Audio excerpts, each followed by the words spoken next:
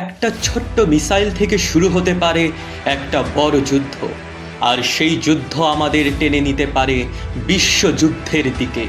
প্রশ্ন হলো, ইরান বনাম ইসরায়েলের সংঘর্ষ কি হতে পারে দ্বিতীয় বিশ্বযুদ্ধের কারণ? ইরান ও ইসরায়েলের শত্রুতা নতুন কিছু নয়। 1979 সালে ইরানি ইসলামী বিপ্লবের পর থেকেই ইসরায়েলের বিরুদ্ধে অবস্থান নেয় ইরান। ইরান সমর্থিত হিজবুল্লাহ ও হামাসের সঙ্গে ইসরায়েলের বহুবার যুদ্ধ হয়েছে। সাম্প্রতিক বছরগুলোতে সিরিয়া ইরানি ঘাঁটিতে ইসরায়েলের বিমান হামলা, আবার ইসরায়েলি শহরে রকেট হামলা।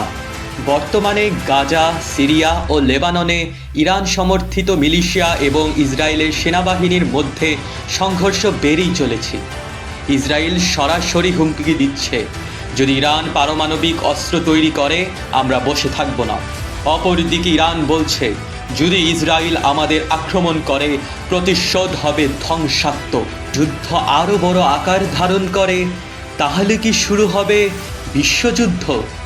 ভাবুন, যুক্তরাষ্ট্র সরাসরি ইসরায়েলের পাশে দাঁড়ায়, রাশিয়া কিংবা চীন ইরানের সঙ্গে জোট বাঁধে, এরপর মধ্যপ্রাচ্যের তেল সরবরাহ বন্ধ হয়ে যায়, বিশ্বের অর্থনীতি ধসে পড়ে, পরমাণু অস্ত্র ব্যবহারের হুমকি চলে আসে সামনে। তখন আর এটা শুধু মধ্যপ্রাচ্যের যুদ্ধ থাকবে না, এটা হয়ে যাবে একটি বিশ্বযুদ্ধ। ইতিহাস আমাদের শিক্ষা দেয়, বিশ্বযুদ্ধ কখনোই হঠাৎ করে শুরু হয় না। এটা হয় ধাপে ধাপে, ছোট সংঘর্ষ থেকে বিশাল বিপর্যয়ে। ইরান ও ইসরায়েলের মধ্যে সম্পর্ক অনেক বছর ধরেই শত্রুতাপূর্ণ। হিজবুল্লাহ, হামাস, সিরিয়া এসব সংঘর্ষ অঞ্চল থেকে শুরু হয়েছে আগুন। এখন সেই আগুন ছড়াচ্ছে বিশ্বের বড় বড় পরাশক্তিদের দিকে। যুক্তরাষ্ট্র প্রকাশ্যে ইসরায়েলের পাশে দাঁড়িয়েছে। চীন ও রাশিয়া ইরানের ঘনিষ্ঠ বন্ধু।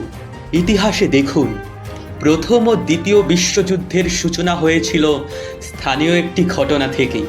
ঠিক তেমনই, যদি ইরান ও ইসরায়েল সরাসরি যুদ্ধে জড়িয়ে পড়ে, যুক্তরাষ্ট্র ইসরায়েলের জন্য সামরিক হস্তক্ষেপ করে, তখন চীন ও রাশিয়া নিজেদের স্বার্থ রক্ষায় জড়িয়ে পড়তে পারে এই মহাযুদ্ধে।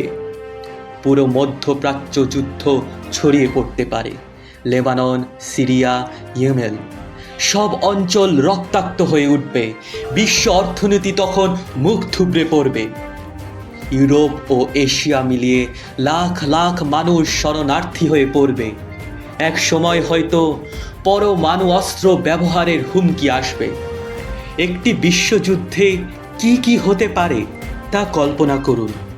বিশ্বজুড়ে ইন্টারনেট, বিদ্যুৎ, জ্বালানির সংকট, বৈশ্বিক ব্যাংক ব্যবস্থা ভেঙে পড়া, লাখ লাখ মানুষের মৃত্যু, শহরগুলো ধ্বংসস্তূপে পরিণত, জৈব অস্ত্র, সাইবার যুদ্ধ, খাদ্যের সংকট, সব কিছুই সম্ভাব্য ঝুঁকি।